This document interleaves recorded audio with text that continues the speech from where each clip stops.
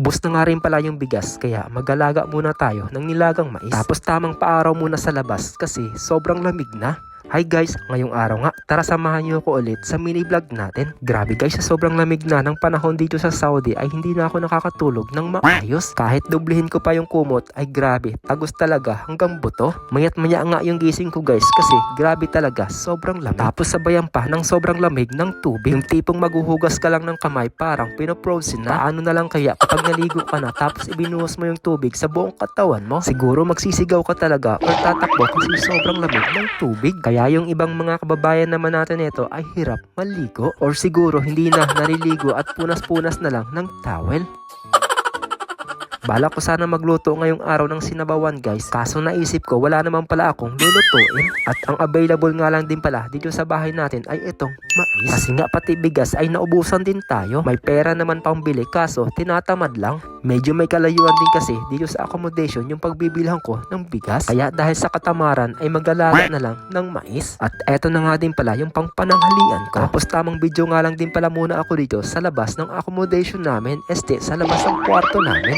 At ayan, kung makikita nyo nga ay talagang sobrang linis. Dahil kakatapos nga lang din pala maglinis ng mga naglilinis dyan. Araw-araw din kasi nilang nililinisan yan, nabubulol pa. Tamang bilad nga din pala muna ako dito sa arawan. Pero hindi yung arawan na pera na nagpapautang.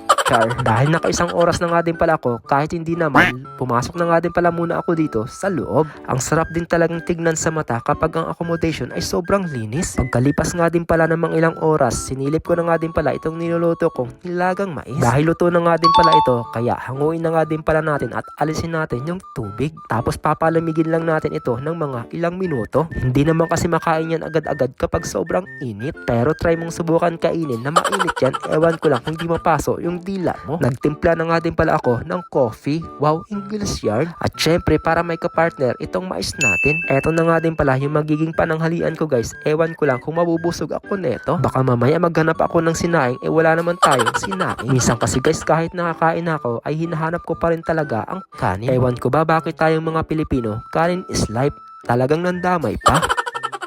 O siya, tara guys, sabayan nyo na nga rin pala muna akong kumain dito ng nilagang mais. Alam nyo din ba guys, itong mais ay isa din ito sa mga paborito ko. Alam ko hindi nyo naman alam kasi hindi nyo naman talaga alam. Pero sa totoo talaga guys, ay paborito ko talaga itong nilagang mais. Lalo na kapag ang luto dito ay yung nilalagyan ng nyug na gata. Ginataang mais na medyo manamis-namis ay grabe, sobrang sarap nun. Pero sa probinsya lang namin yun natitikman ko. Dahil dito nga wala naman magtsatsaga na magluluto nun. Medyo nabulunan na nga din pala ako kaya inuman ko muna ng kape. Tapos ganito kainit yung kape ay talagang tamang-tama sa malamig na panahon. Kayo ba guys, nakailang kape na din ba kayo sa loob ng isang araw? Siguro nakasampu na din kayo, aminin. Kahit hindi nyo sabihin guys, kahit ako ay malakas din ako magkape. Pero syempre nasa sarili mo na yan kapag aabusuhin mo ang sarili mo. Masarap din naman talagang magkape pero dapat minsan-minsan lang. Kaso nga lang ang minsan ay napapadalas. So ayun guys, hanggang dito na nga lang din pala muna ang mini vlog natin. At kung napadaan nga din pala sa inyo itong page natin, paki-follow, like, and share na rin. So ayun lang, thank you for watching. God bless po sa inyong lahat.